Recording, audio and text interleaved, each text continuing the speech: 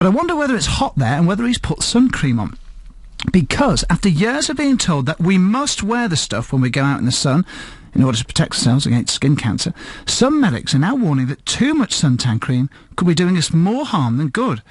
Now, we need the sun to produce vitamin D in our bodies, and there are now worries that some of us are lacking in this vital vitamin because we're afraid to expose our skin to the sun.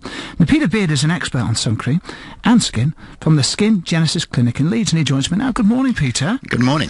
Good morning. Firstly, tell us about vitamin D. I hear that and I go rickets. Okay, yeah, that is very true. One of the diseases you can actually get with a lack of vitamin D is rickets. And this became very noticeable going back to just after the Second World War, when there was a lot of immigration coming over from the West Indies to this country. Their bodies were used to a lot more sunlight. And of course they come to the cold, grey UK climate, and they end up with a shortage of vitamin D. And that led to quite a large sort of outbreak of rickets in the West Indian population that came over, because people didn't understand quite how strong the connection was between sunlight and vitamin D.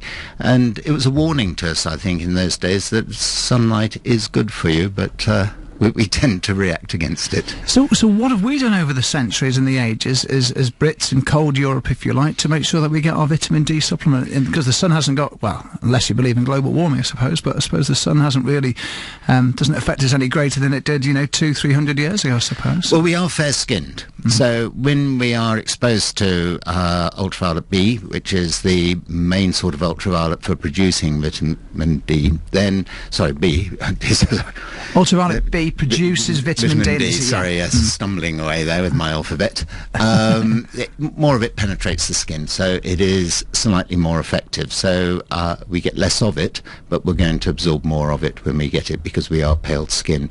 It's when you begin to tan that you absorb the ultraviolet radiation, and that will make the UVB less effective. I see. So because we're fairer skinned, in Europe, it means that we're able to absorb whatever we need, really, out of a little less sun. Yes. Whereas if you're darker skinned and you come to the country, then you're not going to get that ultraviolet B into your system to get the vitamin D produced. Exactly. Right, so I understand that concept.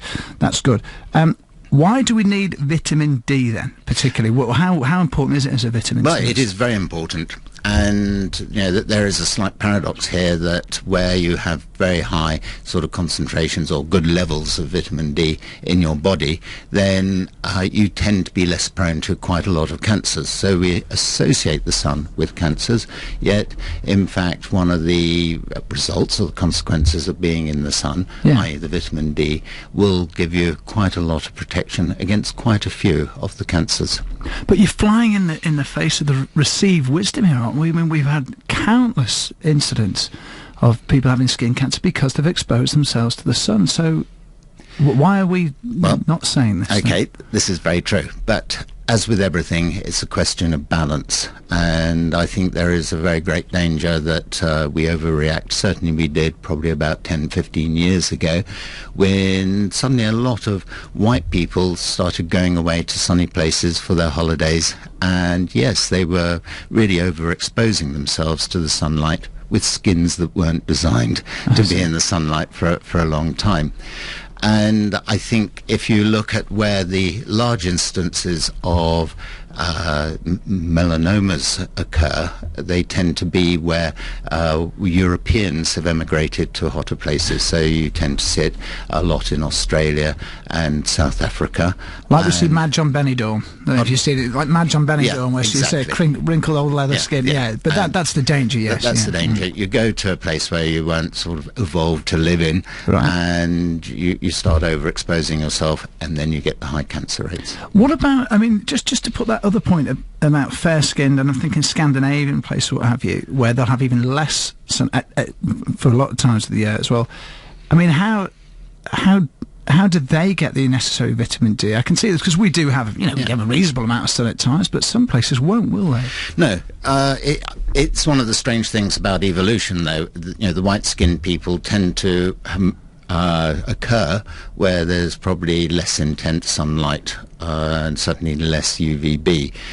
And it's going to be a balance of being able to absorb sufficient UVB to produce vitamin D, but on the other side of the coin, and we're looking at perhaps what drives evolution here, then ultraviolet is quite damaging towards folic acid, and that's very important for healthy pregnancy, births, for pregnancies and things like this. So the chances are that you need a lot of protection where you get strong sunlight, and of course dark skins will give you that protection, whereas you need less of it when you migrate to the north or the southern hemispheres. We're speaking to Peter Bearder, who's an expert on sun cream. He's from the Skin Genesis Skincare Clinic in Leeds. Doesn't look over tanned, by the way. You just got a nice, you got a bit of colour though. Look like you might have had a bit of sun. But so what do I say to my children? Because we pack them with sun cream, and okay, at break you're only out for 10 or 15 minutes, so you wouldn't need sun cream for that, would you? No, I think, with everything, if you can educate your children, educate them to accept everything in moderation. And really with the sun, I think you've got to be fairly careful in summer. So I'm looking really between May and maybe September, between around about 10 to 4 o'clock in this country. And then you should protect yourself, and you need not just sunscreens, you've got to look at the clothing and how you expose yourself. But I would strongly recommend everybody in this country, when they get up in the morning, as early as they possibly can, spend 15 minutes in the sun. Do it without sunglasses, and then you'll start producing more serotonin and melatonin, which regulates your body clock. Why without the glasses, particularly? Well, because you need it on your eyes. You need it actually on the retina. You need UV on the eyes to actually produce this serotonin and melatonin.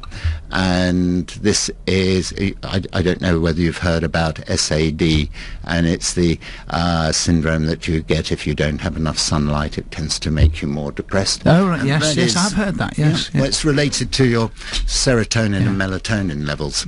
So if you go out into the sun and you give your eyes a little bit of ultraviolet, not too much, it doesn't have to be particularly strong, you will start increasing production of melatonin and serotonin. And that will make you happy, regulate your body clock, give you energy. So what you reckon, all things in moderation, basically, isn't it? Which is a message for so many things, whether it be drugs, drink, whatever. In terms of the sunlight, I'm not saying drugs, but okay, so be careful. Don't overdo the sun cream, because you're going to deprive yourself of the chance of having vitamin D, or enough vitamin D in your body. But what you're not saying is, don't go, back to the old days where we don't use any at all. Think about what you do, and do expose yourself to a bit of sun, bit of naturism in the morning. Yeah, a brilliant on idea. The patio. Yeah, there's a lot to help you too, because most weather sites on the internet will publish something called a UV index.